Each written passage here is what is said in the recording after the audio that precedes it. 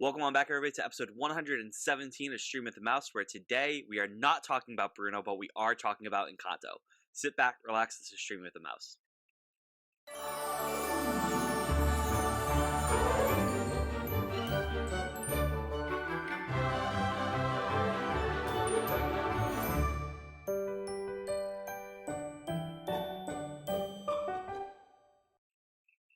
Welcome on back, everybody, to Stream with the Mouse. My name's Cam Ramos, and joining me, as always, is my co-host, my co-pilot, my cousin in the Madrigal family, Cliff. Cliff, say hello to the nice people. I was really hoping for the rat to my Bruno. The rats to my Bruno. I was kind of hoping for that one. I'm mad at myself. We can't restart. Okay, no. But I'm doing well. I'm very excited to talk about this today. I did not expect Encanto to be this good. I agree. I will say, as excited as I am to talk about this episode, if people listen to our last episode, we had two topics we were going to either talk about. One was Encanto. The other was whatever awesome stuff Disney Plus gave us at the Super Bowl for anything. We got goats. So here we're talking about Encanto. I gotta say, this is the thing. We'll talk about the Super Bowl. Congrats to the Rams, first and foremost. Sure. I wish it was the Bengals. But you know what? It's fine. Happy for Stafford. And a few other players. But I digress. The GOAT thing was really funny to me, just because, I mean, it plays into the sports talk, which I think you and I can appreciate. And it's such a troll. It's such a funny troll moment. But the bigger one, they didn't need to release a Kenobi trailer at the Super Bowl. And Cam, do you want to know why? Because they got all the hype from people complaining. All the hype they needed. And this is the thing. Like, we got the first commercial of the Super Bowl was a Ewan McGregor commercial. Yes. Hilarious. Yes. Absolutely comical. I sat there, I'm like, as soon as I saw him on the screen, I'm like, I don't think we're getting him tonight. The only funnier to me Super Bowl commercial was Brady's last year on the Pats after they lost to the Titans in the playoffs. He did a commercial that basically, it was for Hulu Live Sports. It made it seem like he was going to come back because people was like, is he going to retire or not? So then for like 2 months, I was like, oh my God, he's coming back. And then he did come back to the NFL, but to the Bucks and not the Patriots. The other thing is, okay, if we're talking, like, I know it's not Disney, but my favorite Super Bowl ad, and I'm mad because it's a crypto ad, the Larry David commercial. No, the best one was Doctor Strange in the Multiverse of Madness. Well, that too, but the Larry David one was peak comedy. It was good. But then it lost points because it was crypto. Yes. But the thing is, Disney needs to work on their branding. That's absolutely a thing. They know what they have to do. Marvel is hard to sell still to certain people. And so a big fancy Multiverse of Madness commercial that shows how good Raimi is going to do it is very important to older film people. Older Marvel fans that like the original Spider-Man and the original X-Men that don't like the new stuff, people are like, oh my God, it's him, he's back, I want to go to this. Star Wars doesn't need that. I'm sorry to say, Star Wars does not need the hype that you need to get with Marvel, with all these things. And it's completely aware. People were ripping on Book of Boba Fett for the entire time, no matter your opinions. They released the numbers for the Book of Boba Fett season finale.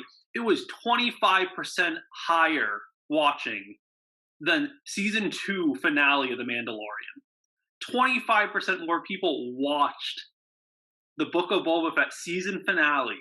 Because you have legacy characters like Boba Fett, which it makes sense mathematically. They don't need it. And it sucks for us that love Star Wars and like are grasping for straws of content.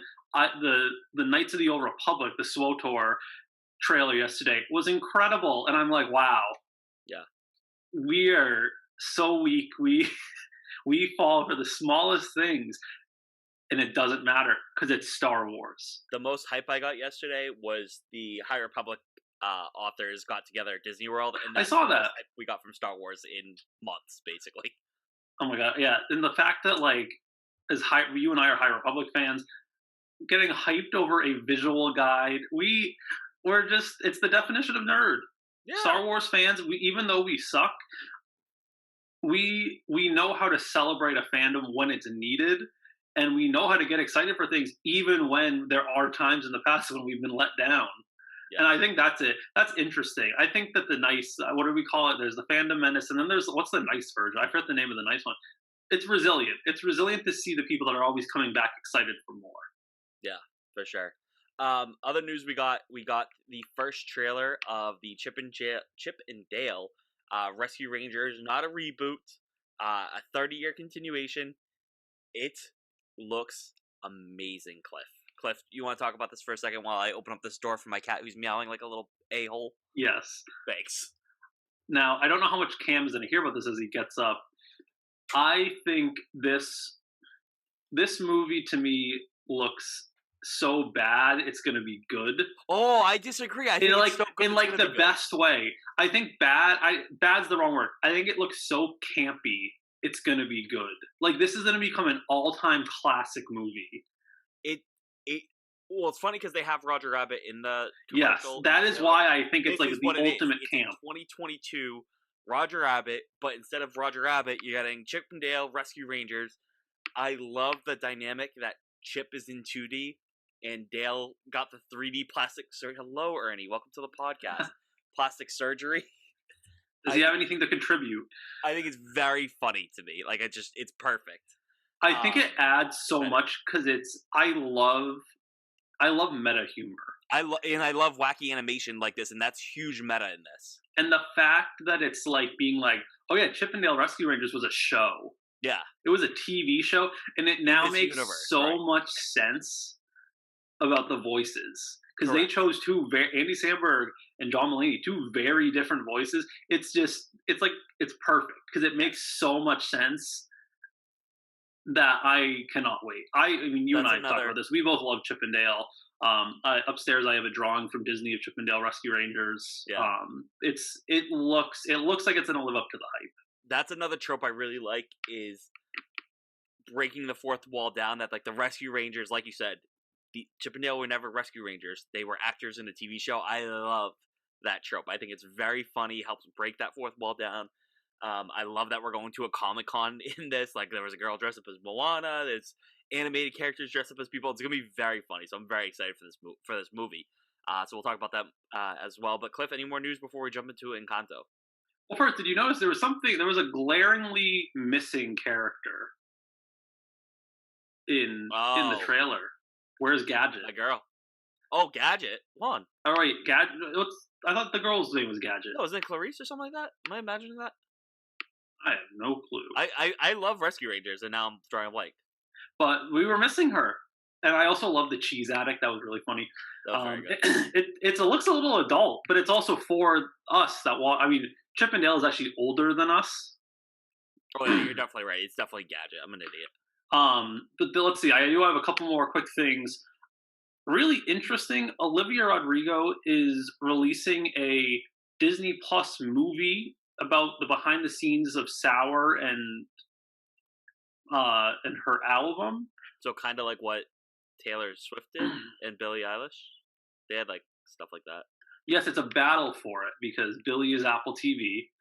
I don't know what Taylor Swift's is. Well, no, Taylor Swift did like a recording session of.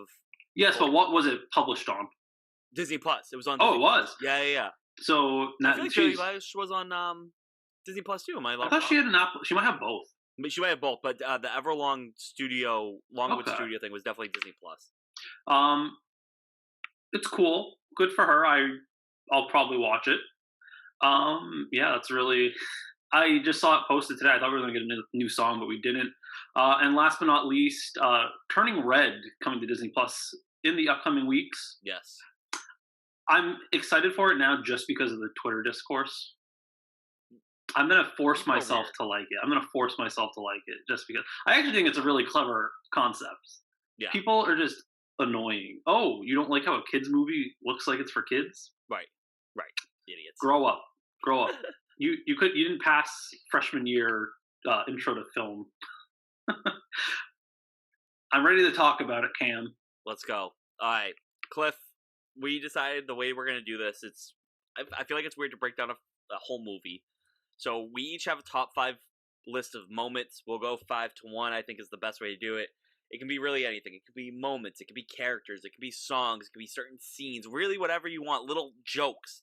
Whatever you want. your top 5 list. Do you want me to start, or do you want to start, Cliff? You can pick. You're running the episode. I'll go first. My number 5 is the song "We Don't Talk About Bruno."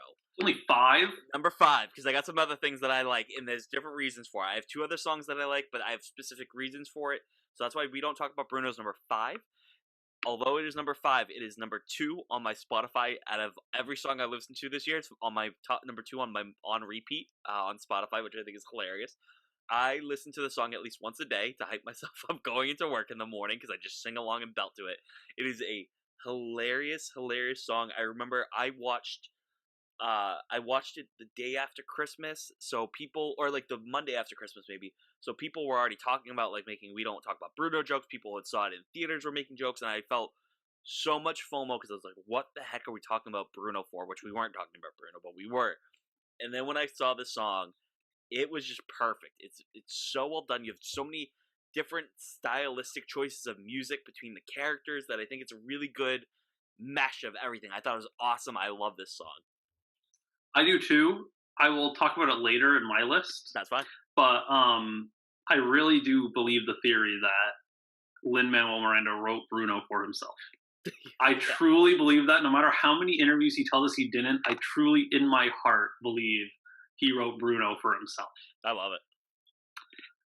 So my number 5, I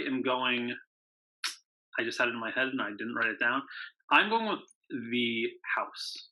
Casita. I like Casita. I think it's a really clever concept of a non-evil smart house. Mm-hmm. Mm-hmm. And I'm going based on theories. We're doing theories of a Disney movie. I mean, it's us. That doesn't shock me. No, it doesn't. I really like the theory, and it really adds more of a beauty moment to it. Where like obviously like the candle is supposed to like, to me, I picked it up as it's the grandfather's soul. Yeah. And to me, when the candle was put there, the house was the grandfather. So I just think it was a very beautiful thing where he was always looking out for the family, especially. He built a strong foundation for the family to grow, and I like exactly. That. And while he wasn't there physically, he was there in so many other ways. Mm-hmm. So the house to me, and also it was just so cool. It was beautiful. I love animation. I'll talk more about Casita because I have some talks about that too later in my list. So that's funny that you mentioned it. But I love the animation style that can like. It made sense how it worked, even though it's a magical house. Like, it felt real, even though it was magical and obviously very fake and animated. It felt really cool. Like, the functions of the house, like, the tiles doing little things to move a bowl across. Like, oh, that logically makes sense that the house, how it would move it, wouldn't just shift over. It would click-clack little tiles to pat it around. I thought that was really cool, and I'll talk more about that, too. Anything else on Casita for you, Cliff, before I move on to my number 4? Let's keep moving. My number 4 is a specific one-liner. In this moment, to this day, Lisa, like, can't believe this happened. We had to pause the movie because I was laughing so hard for, like, an uncontrollable amount of time that we actually had to pause the movie. But in the song, All of You, there's a moment, there's a break where it's the all of you kind of thing, and then Camilo goes, okay, so we're going to talk about Bruno, but it's in that stylistic thing. And so he goes, so, like, we're going to talk about this guy now because Bruno's there. And that line made me laugh so much. I love that it was within that song, but like obviously shifted away from the All of You melody and shifted to the We Don't Talk About Bruno melody for that one part. You have Antonio saying that's Bruno, and then Bruno does his little freestyle rap. I love that line. It literally was the laugh out loud moment of the movie for me, that we just interrupted this beautiful song to be like, oh, so we're going to talk about this guy now? Like, we're allowed to do this? Like, what? Okay, cool. Okay. It was funny. I'm kind of... I feel like you're off by just a little bit on this one. Like, yes, that was very funny, but isn't there also the line where it's like, I'm trying to look for it exactly. Doesn't he say something about letting it go? And he also goes, that's not what we're singing. No, that part is, so he's talking to Peppa, and he's like, let it in, let it out, let it rain, let it snow, let it go. But the let it go is in like the... Yes, and like then Frozen. He also says, we're not, like, wrong thing. Like, we're not singing Frozen. He also makes a little snide comment about that, too. I don't think so. I think Peppa's husband, I can't think of his name, says, like, that's what I've always been saying, bro. To, like, him. Maybe I'm wrong, but I like the line. Okay, so we're gonna talk about Bruno. Like it's confusing, but it's just a great line. I thought he makes a joke about like we're not in Frozen. I don't think so. I could be wrong, but that either way, that's my favorite line in Okay, the movie. it was funny. I Favorite. did crack Yep. up. Yes. So my number four is the absolutely incredible Rosa Diaz. Stephanie Beatriz voices Mirabelle, and it to me it's been so hard to get over the fact that that's how she actually sounds. Correct. She's not Rosa Diaz, and she has this very high pitched, fun voice. And I didn't realize she was that good of a singer. I liked her in the Heights. She sang a That's little when I bit in first the found out Heights, she could sing. I was like, but holy in cow, she can sing. Mirabelle, I'm like, oh my god. I'm like, Yeah. she is extremely talented. Yeah, she can And play like that young adult teenage-ish kind of voice really well, and that it was she a phenomenal job. Should honestly get like some award for this. I don't know what award you get for this, but it was who great. knows? But yeah, I really enjoyed her performance. I think they nominated the wrong song for I don't think they best. knew. What did they do? They did the one. They did the or one where the grandmother sings. the Dorso Aruk Yes, or that one. Gatas. She doesn't sing it, but it's like her telling the story about But yes, it's the grandmother telling the story of how she got the candle. yeah. I do not get, out of all the songs, why did you not nominate "Waiting on a Miracle"? This is the song. I love We Don't Oh, I Talk About disagree. Bruno. I love Surface Pressure. I love all these songs. But if we're talking about this like pinnacle, like beautiful Disney song that is going to be like a Disney karaoke song, I think "Waiting on a Miracle" is such an underrated but powerful song. I know you're going to talk about Surface Pressure. I just know you. You're going to talk about Surface Pressure. So am I. But "Waiting on a Miracle" to me, when you submit something to the Oscars, you go for the main character, usually like "Let It Go," and it's for this main character's pinnacle song that she blurts out and sings. Like it's "Waiting on a Miracle" is Mirabelle's "Go the Distance" in Hercules, and I just think so underrated. It's the one getting the least amount of like credit, and that's just because it's not a TikTok song. Fair. But I still think we don't talk about Bruno. And I'm going to talk about Surface Pressure in this list. I promise you that. So that was your number 4, right? Now three, no four, No, yes, 4. four, Definitely 4. definitely My four. number 3 is actually a song that we just touched on, but Dos Orugutas. I don't know how to pronounce it. I Really? apologize. Two Little Caterpillars is the name of the song. And the reason I love this song so much is it's because it's the only fully Spanish song in the movie. And I'm not a Spanish speaker, excuse me. I took Spanish in high school. I took a little bit in college, so I didn't understand the lyrics for the song. But that was what was beautiful about it, is I didn't understand the lyrics, but what they were showing us on the screen, where it was what happened with the abuela um and the grandfather and his death and the triplets and whatnot. The song was so moving and powerful to me with that as the backdrop that I didn't have to actually know what the words were word for word saying without understanding the song, and I thought that was beautiful, absolutely great, heartbreaking song. Just it's great. And then when you go back after the fact, and like I was waiting the whole time, like okay, they're a little bit Spanish, they're gonna get into some English. It was fully Spanish the whole time, and I love that. It's kind of one of the reasons why I like Shang-Chi a lot, is because there's a lot of Chinese dialogue in there, so they're not afraid to shy away from that heritage and that language and stuff. And I think that's important to put this in this movie that's based in Colombia. Um, but then when you go and read the lyrics and then you watch the movie, like that scene with the English lyrics, it's like, oh my god, this was even sadder. If I spoke Spanish, like this would have been even more sadder. It was already sad enough. Just with the music, it was great. And props to everyone that wrote that song. It was beautifully done. It was good. It really it added a redeeming quality to the grandmother, the real villain of the movie. Uh, but no, I liked the song. I will take your number 5 as my number 3. So Okay. we'll talk about him. We'll talk about Bruno. I don't know why Felix just cracks me up because he has such an incredible voice, and like his little harmony and like little quips to me crack me up. Yes. But I gotta say, I was so impressed with the voice actor for Camilo because his singing. I don't know why it was just so good. I wanted more of it. I did too. I was hoping he'd get more, but with Camillo, I don't know why he really reminded me. Oh, what's his name? And I'm shocked he didn't actually get cast in it. Um, and Anthony Ramos.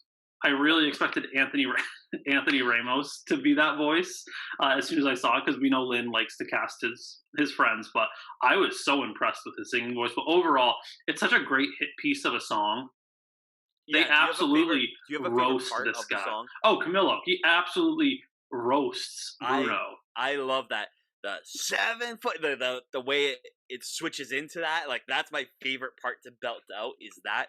And he has such a cool power, so it works so well in the showmanship. He roasts Bruno so hard, Bruno's raps join in.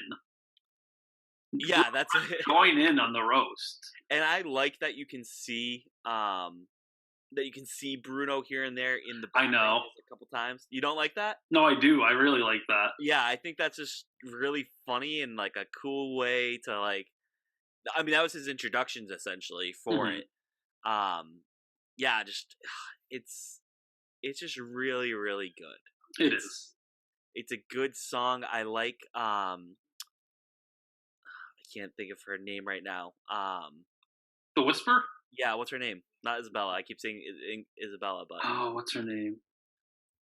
it's gonna come to me. But I like her part because I like that Lu reminds me of no, a lot Julieta. of Hamilton because like it reminded me of like Lafayette, just like really fast, really like good rap that went with it. Is it Julieta? I think Julieta? yeah. Um, it just oh no, that's the mother. That's Oh god, I'm Bella. I don't failing know here. what I'm doing. Whatever, it's fine. The Dolores. Sure, yes, Dolores, yes. Um, but it had that really fast rap that reminded me a lot of Lafayette in Hamilton, which obviously makes sense because Lin-Manuel Miranda did this. So I thought that was another good part too. We just had a Seinfeld moment there. That was really funny. Dolores. Yeah.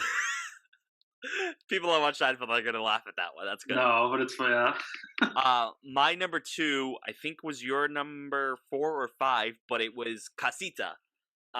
Again, the animation style, what they had Casita do. Casita was a character, which is cool because it was obviously a house, but especially within Casita, I loved the rooms. The rooms gave me big Coco vibes. Like you think a bedroom, like I'm in my office right now. It's a small little room, but you go through these kids' doors into their bedrooms, and it's this massive, expansive place, and they're fantastical and magical. Like so, I think of like Isabella's like her whole flower room. My favorite one is Antonio's animal room. Like you walk in, he's in a huge safari, and that reminded me a lot of Coco's. Like when Coco go or when Miguel goes into um the other side, like the Day of the Dead side kind of thing.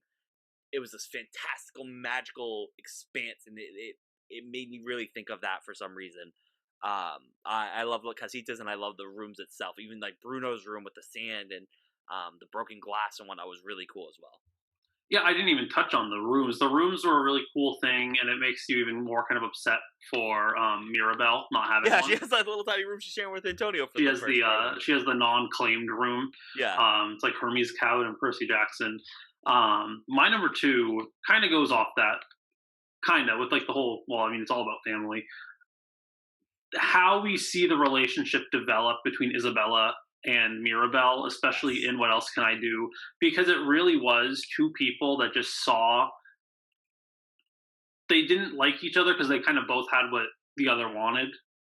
yeah, Where Mirabelle was upset that she always was put up to the perfect sister, and the perfect sister always wanted to have like some semblance of normalcy. yeah, And the fact that them bonding healed the flame to me was just a very beautiful moment. And I think we both have the same number one. But before yeah. that, I Real just quick, really liked that whole. And it's also a beautiful scene, and it's really nice to see her finally like open up and let go of like having to be perfect at all times. yeah, and I definitely like that. It's like I love the way they animated it. I love that her dress becomes messier and messier Mhm. as she's like embracing. Like, Hair, I don't want to be perfect anymore. Like stop comparing me to perfect just because I can make these pretty flowers. Like I want to do what I want and I want to be my own person. And so it's cool to see her growth, and then like you said, Maribel and Isabella's growth within that as well. Number one, Cliff. You ready to talk about it? Absolutely. Surface Let's talk Pressure. about yeah. My favorite song in this movie. Um, Originally, when I was done, I was like, "Oh my god, We Don't Talk About Bruno is better than Let It Go," and I do believe that, and it's shown that on Spotify. But the best song in this movie to me is Surface Pressure. Surface Pressure gave me all the feels. And Cliff, I don't know if you want to talk about this first, why for you, and then I want to explain why it gave me all the feels and why I connect with it so much. I am gonna go even a further step. Number one is Louisa. Awesome Other character. than Give me a Luisa Funko Pop. I think Luisa, they have them. I think they they do. I want have Luisa and them. I want Bruno in the worst way. So Birthday's coming up, everybody listening. Just throwing it out there next month. I love it for so many reasons. The first one is Disney did not like her. The Disney execs did not like her, said people will not like her. She's too big, she's too bulky, she won't be there. And she is the favorite character. She's the Yep. highest selling character from Encanto. And I think it's an important lesson. And I think it better have woken up the Disney execs, where make make characters that you can actually identify with. And Make look like characters you and like I kind of thing. exactly. Make characters look and feel like how people feel. Like, Right. I mean, like weight's a common thing that many people struggle with. Like all these things, like feeling like you're only needed for specific things. Like she is such a character that so many people, even like people that may look like her, people that feel like you have to be that way because you're the oldest, people that think I'm only useful to people because of this one thing, is just so incredible that it was pushed around. And then Surface Pressure is just absolutely one of like it just is a resonating song altogether. Yeah. For me, that I love Surface Pressure for a lot of reasons. I love the two different voices Isabella has. She has like her, I don't want to say gruff because that sounds like mean kind of, but she has like her speaking voice kind of thing where she's like, I'm the strong one, I'm not nervous, and it Hmm. does that whole thing. But then when you get to it, like a flower crack breaks the camel's back, what breaks the camel's back, and then it dips into that like beautiful, not that the singing voice originally wasn't good, but that pressure like a drip drip drip that'll never stop. Like I love that beat change, I love the melody change, I love the key change, everything about it is perfect. And I love the escalation of the song. It starts off as pressure like a drip drip, pressure that'll tip tip, till you just go pop. But then later you get the grip, and then instead of the tip tip, you'll get like the tick tick, and then instead of pop, you get the word blow, and it keeps going harder and harder and harder into the surface pressure that Luisa is feeling this whole time. For me, this song resonated with me. I've shared this before when we talked about WandaVision. Like, my sister passed away when I was 19, back in 2014 when she was 14. And for me, a constant thing I kept hearing from people is like, you have to be strong for your parents, Cameron. Which my parents never said that. That was never an expectation of them, but it was an expectation everybody else put on myself. And I was a 19-year-old man. I just finished my first year in undergrad at Bridgewater State, and I had all this pressure that I couldn't cry, I couldn't crack, I had to be strong for my parents and for my other family's sake. So this resonated to me because I felt that pressure. And again, my family never put that pressure on me. It was the outside forces of people just telling you like those common words like "be strong." It's probably because they don't have anything else to say, but I took that to heart, and I had to be like Louisa and just do what I thought I had to be like Louisa and do what I thought I had to do to be strong for my family so that way I wouldn't crack under the pressure. And it was such a drain to my mental health and to my well being until I started going to therapy this year. It's really started to come to light. And like this song, I listened to it at a perfect time when I just started to get back into therapy. And like I heard the song and I was like, holy crap. Understand myself right now better than I have in the last almost 8 years since my sister passed away because of the song, and I understand my mentality a lot more because of this, and it's helping me explore that more and more. So for me, like how Wanda, that scene where she relives Pietro's death, how that meant a lot to me because it's the first time I really see a sibling death being Hmm. explored and grief in that. This made me think of myself internally in my mental health, and it was perfect. And I know the same can be said for a lot of the people that this song connects with, especially with how important mental health is today. So I know I just got on a little soapbox, but there. Yeah, I think, like you said, it helps people. I mean, people talk about it, music helps people Yeah, understand. That's what yeah, media, film, all this is for. And that's, I think this song definitely helped a lot of people. Music can Like put how you said, words to what you can't maybe express. Like right? this, literally, I was like pointing. I was like, "This is." I like told my therapist to pull it up. He didn't watch Encanto, but I was like, I How poked it up. I dare was like, he? "This is how I feel." I was like, "I don't know how to explain it to you, but better than like this." And he listens to the song. And he goes, "Okay, I get what you're saying." And it was a great moment between us. And I was like, "This helped me." And music can do that for people. Music can help us express things we can't understand. Music can help us heal. It's great. You got to show him the podcast. He can listen. He can figure out all this stuff. Yeah. He can start. It just starts yelling about Boba Fett. Oh, okay, this is why this kid's insane. That's fine. It's fine. Okay. This kid has high anxiety because Boba Fett had some like gang of people that were driving too slow on Vespas. But no, I think Encanto overall, I was very happy with it. It was a beautiful movie. It was a beautiful movie, and it's something fun. I will watch over and over and over again. Exactly. I don't know where this ranks for my Disney movies. It's been too long since I've watched a lot of Disney movies. It's gonna keep going up. The more times I watch this, it's gonna keep going up to my top. It was just a beautiful movie. I like movies, animated ones that are like short too. Like this was only an hour and a half. It was a quick in and out, but it didn't lag. It didn't feel like I was cheated out. It was a great movie. Now, Cliff, do you have anything else to say about Surfer Special? Because I do want to talk about negatives if we have any. Oh, you have negatives. Oh no, we can move on. I mean, I have a negative also. Yeah, do you want to go first? The grandmother. Okay, fair.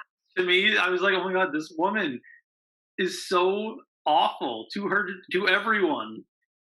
She exploits all of them. I was just like, I'm glad she got her redemption in the end, but I'm like, yeah. She literally was like Mirabelle's bully. It was awful. Like, but you get why she kind of I get why, but still, like, just because I get it doesn't mean I accept it or find it okay. Correct. My biggest gripe with this has to do with Bruno. And it's like nothing to do with him, but how he's treated. And that probably goes with the grandmother. A little bit, and like one of the lines he says is got a lot of apologies I gotta say, and I don't think he has to apologize for anything unless he made up things for people to get them off his back. Maybe, but I don't think he did. And no. like that line really, I love that sign, all of you, but I hate that line because it's like they should be apologizing to you, dude. Like you went into hiding because people were afraid of your gifts, especially your grandma. You were ostracized and stuff like that, and it should have been something like accepted, or like maybe they help you not control your gift, but like temper it a little bit. I don't know, something instead of just like, again, we talked about mental health. Like imagine the amount of pressure Luisa felt. We heard it through surface pressure, but imagine the amount of pressure Bruno felt. Like he had to be in hiding in his own casita with his family, just getting to live their normal lives, and he was an outcast. And I think it's kind of BS that he felt he had to apologize to everybody, and nobody recognized like, hey, no, we're sorry, kind of thing. Like it was Maribel's mom, I think, that was like, hey, we're just glad you're here, kind of thing. It's like, no, like you guys should apologize to this poor man. Like you treated him like dirt. That's your brother, man. Like I don't know, but that was my only gripe. Really, I loved everything else. No, I loved it, but yeah, that's a good point. That's a good. I also like that there wasn't like a villain. Was the grandmother not great? Yeah, but it wasn't a villain. Like it's not, like I like Disney movies that can do that without having to have a big bad. It's just like a not so great person, but like we got to understand why they think of that. They had a little redemption, but still doesn't excuse what they did. Exactly. But like I said, that Bruno does not have to apologize to anyone. My guy, you don't have to apologize. You get the apologies. Exactly. But that's all I got. I know this was not a long episode, but it's a very fun one. Cliff, any final things you got to say about Encanto? Can't wait to watch it again. Am I gonna go buy some Funko Pops after this conversation? Probably. Probably, yeah. Probably. Maybe. We'll see. Yeah. Cliff, where can they find you if they want to talk about Encanto or anything else coming up on Disney Plus? You can find me at CP Robinson 81. And you can find me at Cam Ramos95 on Twitter. You can find the podcast on Twitter at Stream the Mouse. You can find us on Facebook and Instagram at Streaming with the Mouse. You can find us on our website, cprob.com/Stream the Mouse. You can find us on Apple Podcasts, Spotify, Google Podcasts, iHeartRadio, and our YouTube channel. Just search for Streaming with the Mouse podcast, and you'll be able to find them there. Please be sure to rate, review, 5 stars, subscribe, all the above to our podcast, so we can have as many ears on this podcast as possible.